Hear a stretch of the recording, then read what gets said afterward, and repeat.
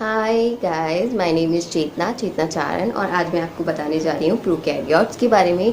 तो what is prokaryote? Prokaryote जो होती है वो एक सिंगल यूनिसेलुलर सेल्स होती हैं, यूनिसेलुलर ऑर्गेनिज्म होते हैं या फिर सेल्स होती हैं, जो भी हम कहना चाहें। सो इनके बारे में हम बात करेंगे। ये यूकैरियोट से बहुत डिफरेंट होती हैं। ये जो सेल्स होती हैं इनकी बहुत ही प्रिमिटिव टाइप स्ट्रक्चर होती है, यानी कि आधे ऑर्गन इनमें होते नहीं हैं, आधे अनडेवलप होते हैं। बहुत ही प्रिमिटिव टाइप का ऑर्गेनिज्म है ये, और ये यूकैरियोट से बिल्कुल डिफरेंट है। और अगर हम सबसे लार्जेस्ट प्रोकैरियोट सेल की बात करें तो वो है साइनोबैक्टीरिया। ये ओशन में प्रेजेंट होता है और ये हमारे इकोसिस्टम के लिए बहुत इंपॉर्टेंट है। क्यों इंपॉर्टेंट है ये हम कभी और पढ़ेंगे, ये बहुत लंबा हो जाएगा वरना। सो डिफरेंट टाइप के अगर हम प्रोकैरियोट्स की बात करें तो वो 3 टाइप के होते हैं according to their shape and size.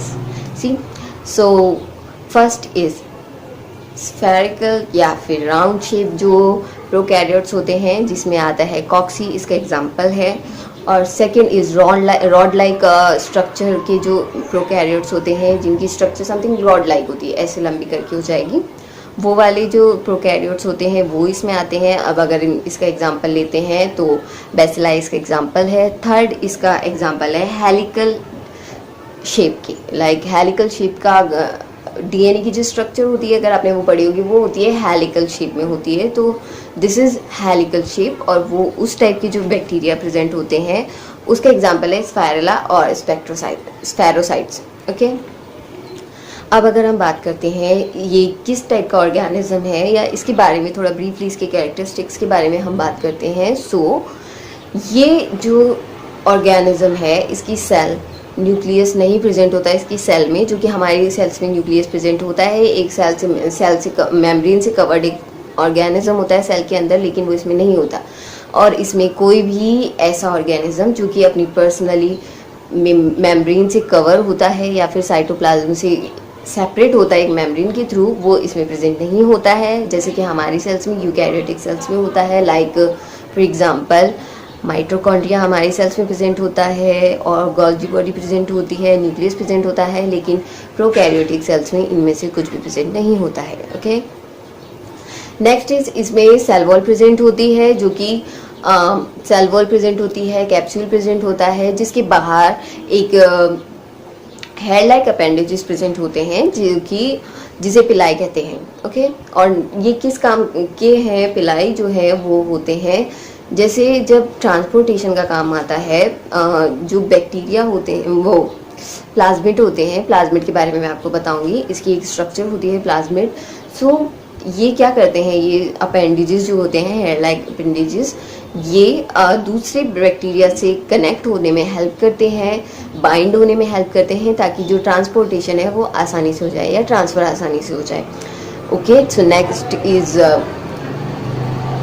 Cell membrane इनमें प्रेजेंट होती है, जो कि लाइकोप्रोटीन्स की बनी होती है। उसके बाद अगर हम इसके सेल ऑर्गन्स की बात करें तो इसमें प्रेजेंट होता है वो रीजन जो इसमें डीएनए को कंटेन करता है, उसे न्यूक्लियोइड कहते हैं। न्यूक्लियोइड रीजन होता है जो इसमें डीएनए को कंटेन करता है, और ये डीएनए बहुत सारे प्रोटीन के सिंथेसिस में हेल्प करता है, और बहुत सारे जीनों को कोड करने का काम करता है, और बहुत सारे जीन को कंटेन करके रखता है, जैसे कि हमारा जीन रखता है।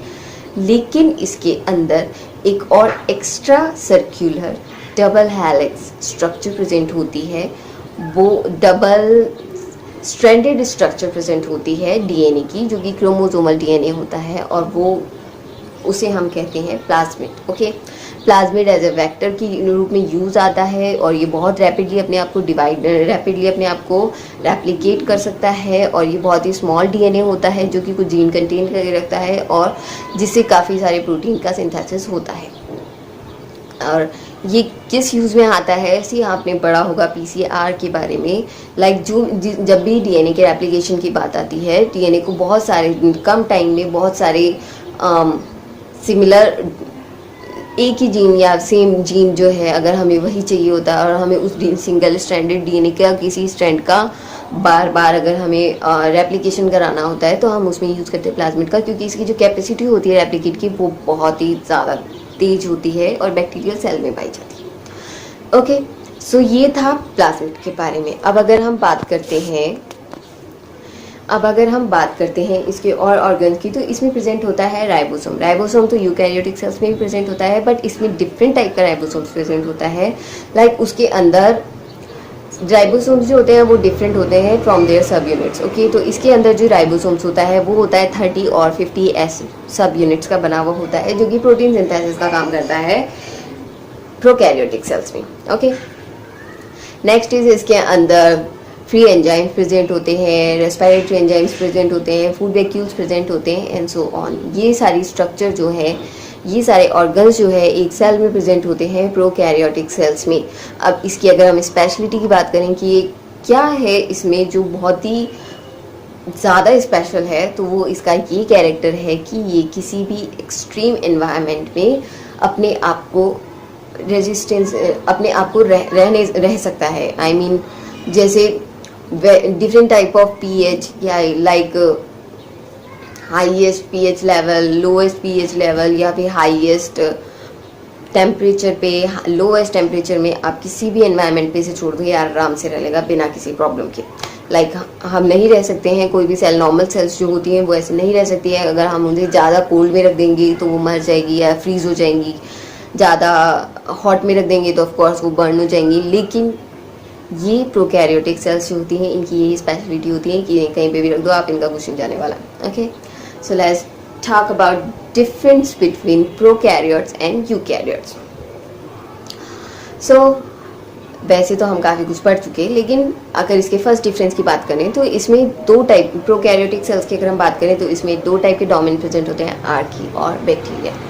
अगर हम यूकैरियोटिक सेल्स की बात करें, यूकैरियोटिक सेल्स से हम इसका डिफरेंस बता रहे हैं, तो यूकैरियोटिक सेल्स में जो डोमेन प्रेजेंट होते हैं वो होते हैं एनिमल सेल्स और plant cells. Okay, next is इसमें न्यूक्लियस प्रेजेंट नहीं होता है, इस सेल में न्यूक्लियस प्रेजेंट नहीं होता है, जबकि अगर यूकैरियोटिक सेल्स की बात की जाए तो उसमें न्यूक्लियस प्रेजेंट होता है।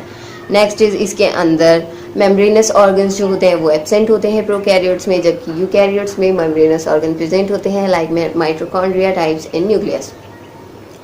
इसमें जो डीएनए होता है वो न्यूक्लियोइड रीजन में प्रेजेंट होता है, जबकि यूकैरियोट्स में जो डीएनए होता है वो न्यूक्लियस में प्रेजेंट होता है, सेपरेट फ्रॉम साइटोप्लाज्म।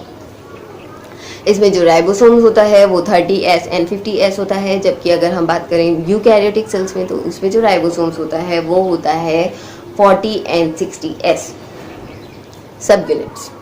नेक्स्ट इसमें प्लाज्मिड प्रेजेंट होता है, इसमें प्लाज्मिड नहीं प्रेजेंट होता है और बहुत रेयरली प्रेजेंट होता है। इसमें सेल वॉल होती है, प्रोकैरियोटिक सेल्स में जो होती है सेल वॉल वो प्रेजेंट होती है। अगर यूकैरियोटिक सेल्स की बात की जाए तो इसमें सेल वॉल प्रेजेंट होती भी है और नहीं भी होती। लाइक अगर होने की बात करें तो प्लांट सेल्स जो होती है उसके अंदर सेल वॉल प्रेजेंट होती है, और अगर एनिमल सेल की बात की जाए तो उसमें सेल वॉल प्रेजेंट नहीं होती है। आई होप आप समझ गए होंगे आपकी व्हाट इज प्रोकैरियोट्स, एटलीस्ट इतना बोलने के बाद तो समझ ही गए होंगे। तो अगर ये वीडियो आपकी थोड़ी बहुत भी हेल्प करता है प्रोकैरियोट्स को समझने में, तो please like, comment and subscribe my channel, और मैं आपके लिए ऐसे और वीडियो लाती रहूँगी। I hope you like this video, I at least hope so. Thank you so much for watching this video. Bye, and don't forget to subscribe and like.